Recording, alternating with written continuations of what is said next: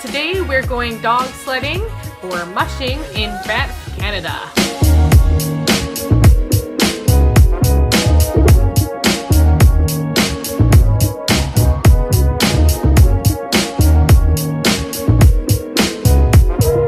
Actually, we didn't go dog sledding technically in Banff. We went in Lake Louise, which is about a 20-minute, 30-minute drive away, but it's close enough. There are a number of tour operators in and around the Banff area that offer these tours. We chose a lovely family-run business to do ours with, and these guys obviously love their dogs, and the dogs obviously love what they do. We went in the end of February, and it is winter in Canada, so it's cold. The day did start off beautiful and blue and sunny, but it is still cold. So bundle up, because once you get going and the breeze is in your face, your nose will be very cold and your toes get cold as well.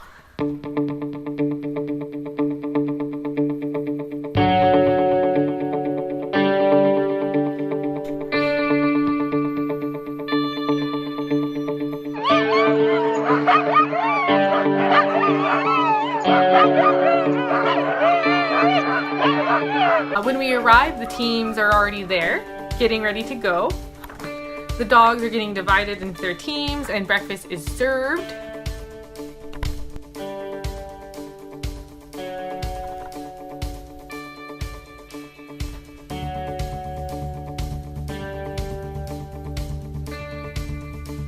As you might be able to notice, the meal kind of looks like blood and it's kind of splashed around. One of the guys actually took the time to let us know that it wasn't dog fight blood, it was simply their meal, because it did kind of look startling on the nice white snow there. And that bloody soup that they're eating is beef broth. It's meant to give them both protein and a lot of hydration before their long trek. As everyone arrives and the teams are getting sorted, it gives us lots of time to meet everybody and of course hang out with the doggies. For those of you who don't know, I am actually a dog trainer also, so clearly I love dogs. One of my favorite parts of this tour was seeing how excited these dogs were. They really wanted to go. Some of them were just bouncing up and down, some of them were barking, some were spinning in circles. They just wanted to go, which is awesome.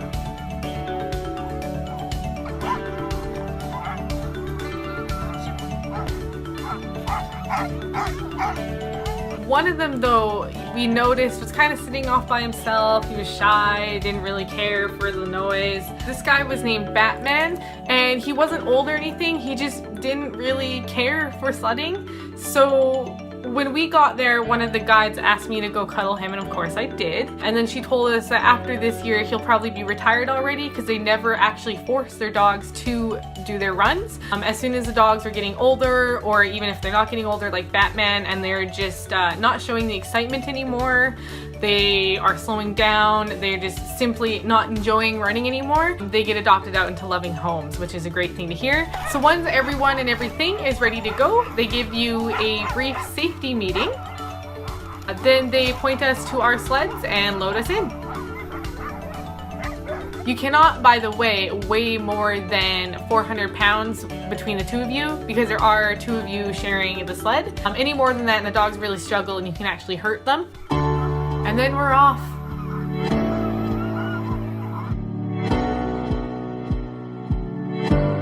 And there's nothing but silence. The dogs stop barking. People stop talking. And it's just peaceful sounds of the sled on snow.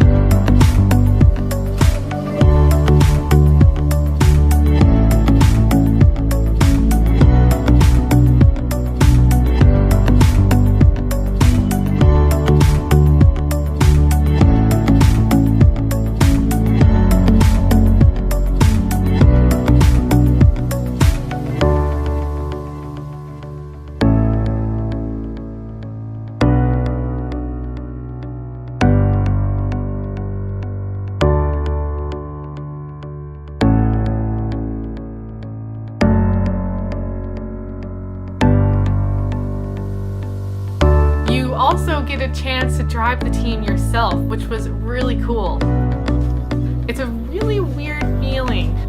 I'm a snowboarder and it honestly felt like I was snowboarding, except for that I had not as much control, I guess. I don't know how to explain it. You're gonna have to try it out yourself if you want. You don't have to, obviously, but why not? You don't get that chance every day. Of course, the driver's there to help you. You don't actually do it all by yourself, at least not with this tour company. The driver was actually really great because he was more than happy to tell us all this, plus a lot of other really random things that we were asking questions about. For instance, and unfortunately I didn't get this on video, I really wish I did, one of the dogs right at the end, I believe it was Fish, suddenly lifted both his back legs up and was just straight up running on his front paws. I was worried because I thought he had hurt himself until he started having a nice big poop. Yeah, it was lovely. But we'd learned that these dogs are actually trained to do this, so when they're on really long important runs, they don't just stop and mess up the entire run.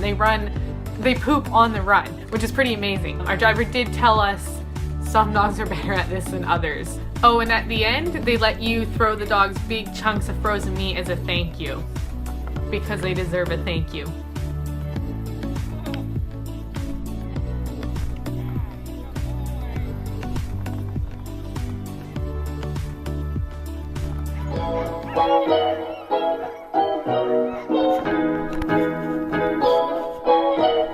So, why would you want to go dog sledding? If you like dogs, obviously. If you like snowy outdoors. If you like exploring in alternative transportations. If you're simply looking for something different to do. If you like to learn about old traditions. Reasons not to go. If you're scared of dogs, obviously you're not going to like this one. If you're allergic to dogs, you're not going to like this one. If you can't stand the cold, you probably won't like this one. As I said, it is winter in Canada. If you're traveling on a budget, this was a little bit pricey. Those are honestly the only things I can think of why not to go. It was really cool. I think a lot of people would like it.